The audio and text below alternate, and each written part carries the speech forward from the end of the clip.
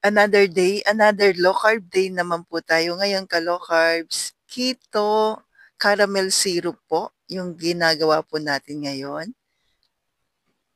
Madali lang po itong gawin, gagamitin kasi natin sa mga susunod po na mga recipe natin. Share ko po sa inyo, ito ay version 3 na.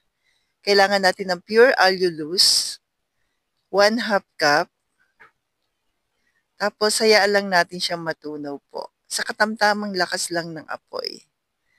Yan. Yan ang kagandahan naman po ng pure allulose. Nagba-brown siya ng kusa. Then, add tayo po ng 3 tablespoon po ng golden monk fruit.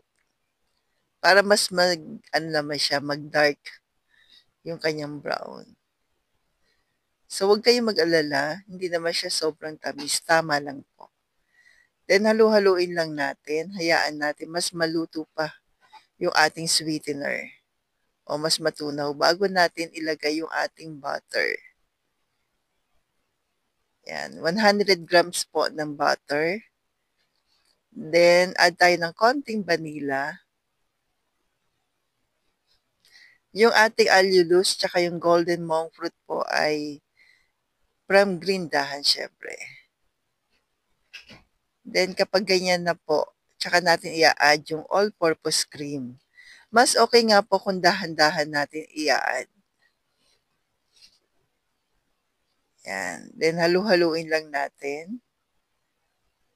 Hayaang maluto po. Halu-haluin lagi para hindi naman siya masunog. Yan. Pagka ganyan na po, yan. Pwede na po yan. So, stay healthy, stay low carb po. Mas okay na ilagay sa ref po na magdamag. Thank you and God bless.